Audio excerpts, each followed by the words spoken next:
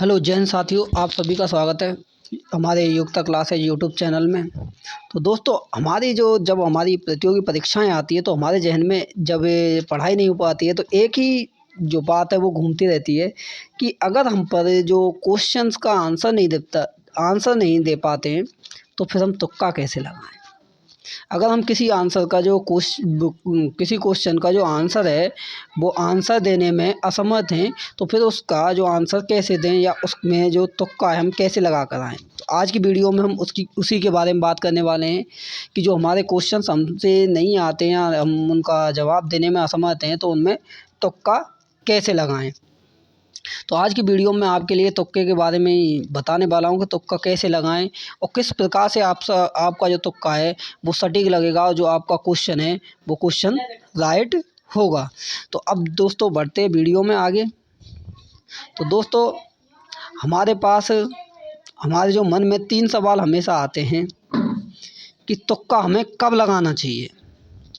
तो पहले जो क्वेश्चन दोस्तों कि तुक्का कब लगाना चाहिए, तो जब आपने सारे क्वेश्चन जो आपसे परीक्षा में आते हैं वो सारे क्वेश्चंस अटेंड कर लिए हैं, सारे क्वेश्चंस राइट कर लिए आपने, तो उसके बाद जो क्वेश्चन रह जाते हैं उनमें जो हमारे मन में एक ही बात आती है कि यार परीक्षा देने आए हैं तो हम क्वेश्चन को छोड़कर क्यों चलें क्वेश्चन को छोड़कर।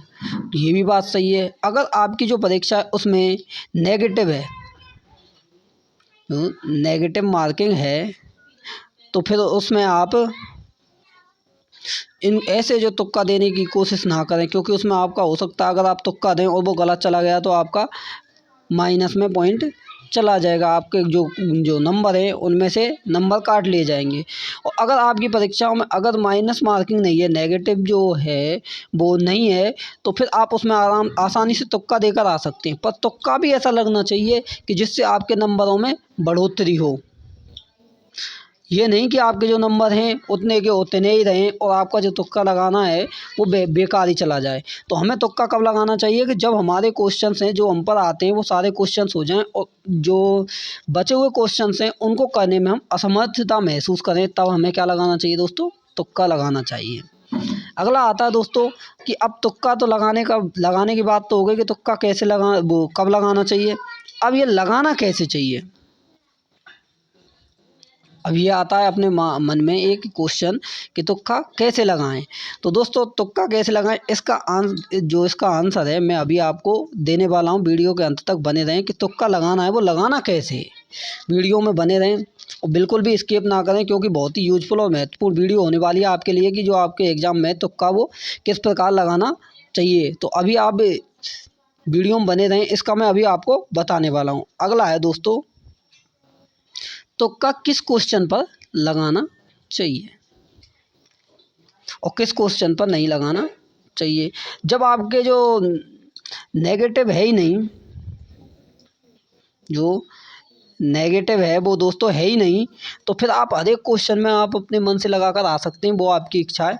पर जब आप उस क्वेश्चन में कुछ जानते ही नहीं है तो उसमें आपका तुक्का लगाने का कोई फ़ायदा भी नहीं होता, क्योंकि उसमें यह है कि जब आप जानते नहीं हैं तो आप उसमें क्या कर पाएंगे। पर जब नेगेटिव नहीं है तो उसमें भी आपको करके आना चाहिए, क्योंकि छोड़ के आने की सलाह तो मैं आपको दे नहीं सकता, क्योंकि हो सकता है कि आप करके आएँ और वही राइट आंसर हो जाए।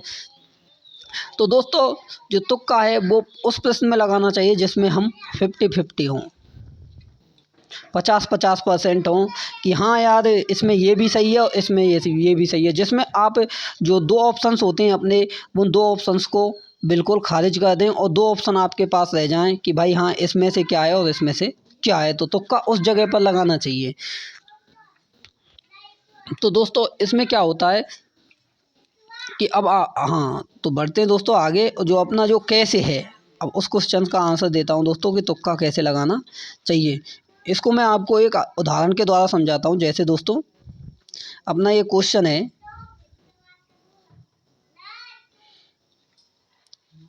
कि जो राजस्थान के किस शासक को महारावल कहा जाता है। तो दोस्तों, हमें यहाँ पर जो शासक है उसकी उपाधि दोस्तों क्या है, महारावल है। तो ये ढूंढना है और इस क्वेश्चन में इसका आंसर हमें लेना है। हमें नहीं पता है कि इसमें इसका आंसर क्या है। ऑप्शन है अपने पास मारवाड़, मेवाड़, आमेर और डूंगरपुर।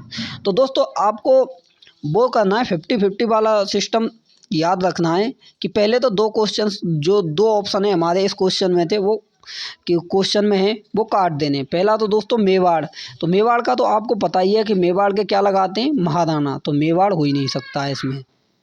जब मेवाड़ के महाराणा लगा रहे हैं और यहाँ पूछ रहा है कि महारावल किसे कहा जाता, तो मेवाड़ तो पहले ही नहीं है।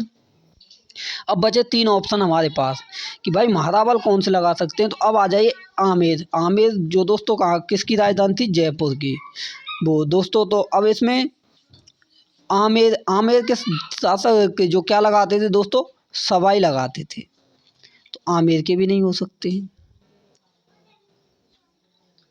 ये भी नहीं है, कछवा वंश था दोस्तों जो इस पर आमेर पर शासन करने वाला था, तो ये भी नहीं हो सकते। जब हमारे दो ऑप्शन हैं कि ये तो है ही नहीं हमारे, तो हमारे पास बचते हैं दोस्तों मारवाड़ और डूंगरपुर।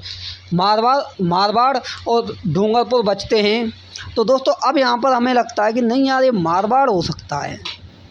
जब हमें लगे कि मारवाड़ है, तो जो हमें लगे वो हमें नहीं करना है, जो हमें सही लगे वो नहीं करना, जो हमें नहीं लगे वो करना है। क्योंकि अधिकतर जो हमें लगता है कि सही है, वो अधिकतर सही नहीं होता जब हम तुक्का मारते।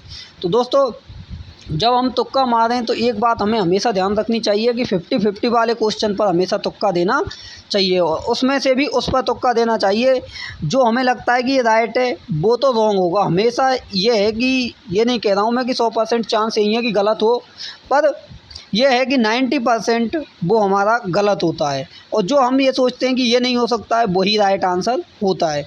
तो आप सभी को मैं एक ही सलाह देना चाहूँगा दोस्तों कि तुक्का दें तो देख कर दें, उसी आंसर में आप तुक्का दें जिसमें कि आप 50-50 हों, 50-50 हों, और उसी आंसर को राइट करें। जो आपको लगे उसे नहीं, जो आपको नहीं लग रहा है उसे आप करके आएँ, आपका जो क्वेश्चन है वो राइट होगा।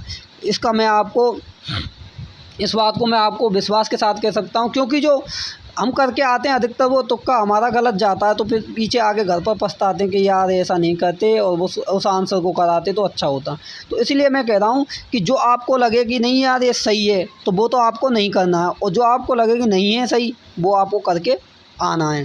तो आई होप आपको जो मेरी वीडियो वो पसंद आई होगी और आपको कुछ यूज़फुल रही होगी दोस्तों। तो इस वीडियो में इतना ही, मिलते हैं अगले में। धन्यवाद दोस्तों।